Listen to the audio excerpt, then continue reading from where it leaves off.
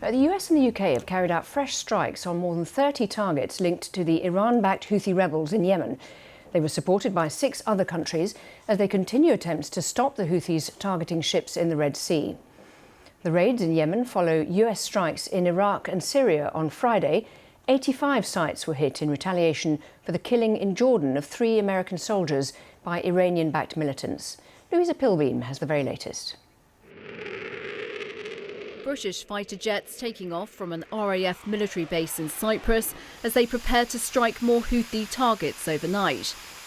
It's the 3rd time UK planes have joined US operations in Yemen against what they say are a terrorist group backed by Iran. The Pentagon confirming hits on Houthi targets across 13 locations, including an anti-ship missile, which they say has been destroyed.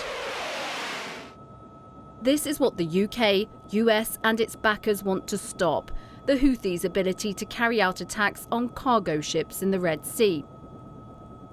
UK Defence Secretary Grant Shapps said last night the Red Sea attacks are illegal and unacceptable. He said the UK has a duty to protect innocent lives and preserve freedom of navigation. The joint action comes a day after the US hit 85 targets in Syria and Iraq on Friday, including what's thought to be a munitions depot in Iraq. It was in retaliation to the death of 3 American troops killed in a drone attack they believe was carried out by militants backed by Iran. Iran has denied involvement in the attack on the US base and denies involvement with the Houthis. The US president, who has been out campaigning this weekend ahead of this year's US election, said on social media, "We do not seek conflict in the Middle East or anywhere else in the world, but to all those who seek to do us harm, we will respond."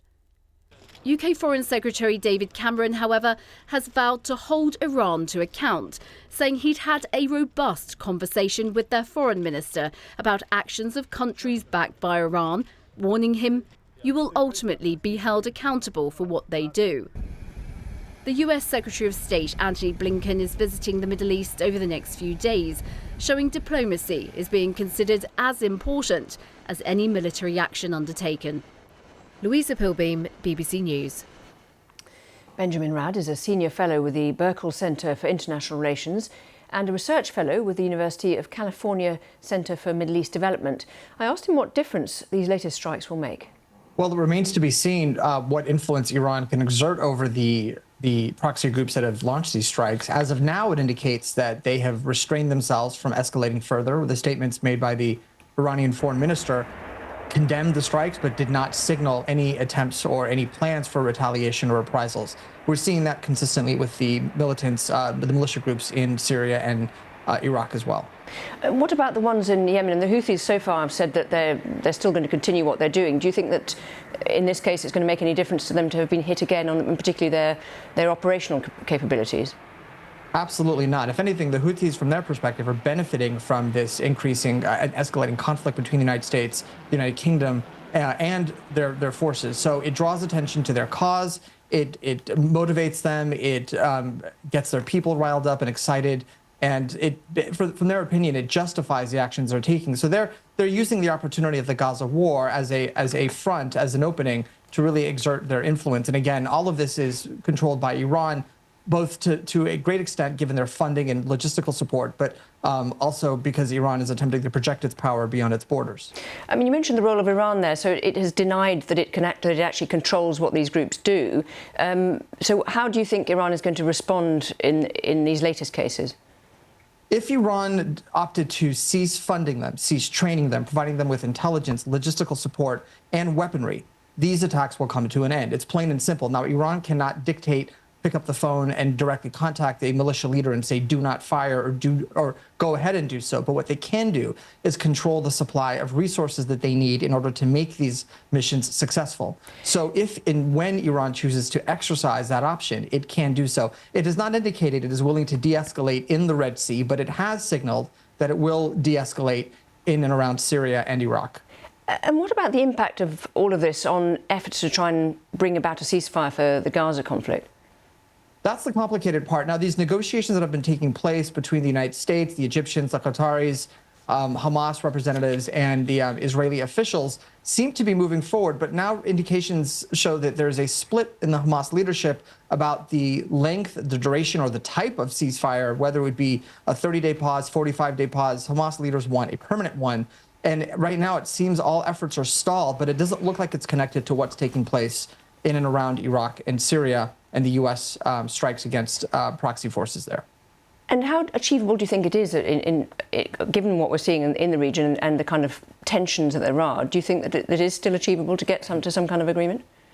I do. I think these are two parallel events happening. Though as much as there's this idea of the axis of resistance operating in unison, we've not seen that. We've seen a lot of these groups acting independently of what others are doing. So, for example, Hezbollah, albeit launching rockets in the north from Israel into Israel, has remained relatively quiet compared to other proxy forces. So what I'm saying is we're going to see two different trajectories taking place. We'll see the negotiations between Israel and Hamas move forward, hopefully with the release of hostages and a ceasefire. That is not going to impact necessarily what is happening with the proxy groups launching attacks against the United States, UK, and allied coalition forces or on commercial ships. That's going to be separate. Let's go live now to our Middle East correspondent Hugo Bashega, who's in Baghdad for us. So, Hugo, more strikes against Iran-backed groups, this time the Houthis. Give us an idea of the scale of the attacks in this case. Yeah, Lauren, I think it was quite significant because it was a large-scale operation that targeted 36 Houthi positions at 13 locations in Yemen. And I think for the first time, the capital Sana'a was hit, also being hit for the first time, underground weapons facilities being used by the Houthis. And the Americans are also saying that they hit air defense systems and missile launchers. So the goal here is to degrade the ability that the Houthis have to carry out these attacks on commercial vessels in the Red Sea and in the Gulf of Aden.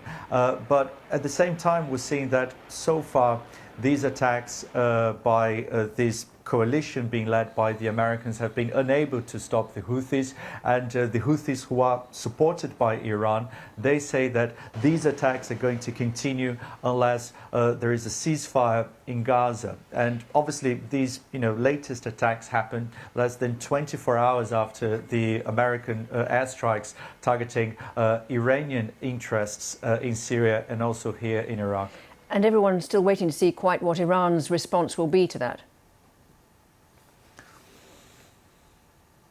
Exactly, and as expected, there were some strong words coming from Tehran, but we haven't seen any kind of major threat. And I think the Americans, again, just like in Yemen, they have calibrated their attacks here. They, targeted infrastructure being used by those Iranian-backed militias, also by Iran's Revolutionary Guards in Syria and Iraq. We know that the Iranians have a very large presence in both countries in terms of the infrastructure they use, but also in terms of the number of people that they have on the ground.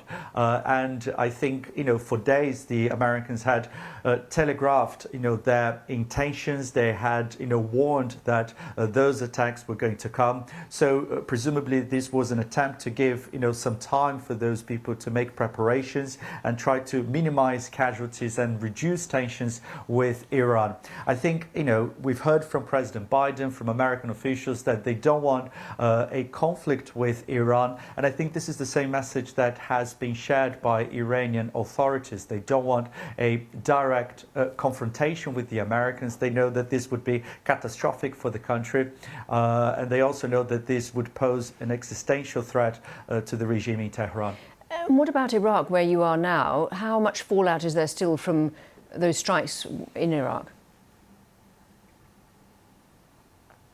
Well, I think obviously people are concerned about what is going to happen, because the Americans have said that this is just the beginning of their response and that more attacks are going to come in the next few days. I think, we should expect that the targets are going to be the same, infrastructure, facilities being used by these militias supported by Iran and also by Iran's Revolutionary Guards. But the Iraqi government has been, very angry with these airstrikes. airstrikes. They say that they were not warned in advance that these attacks were going to happen.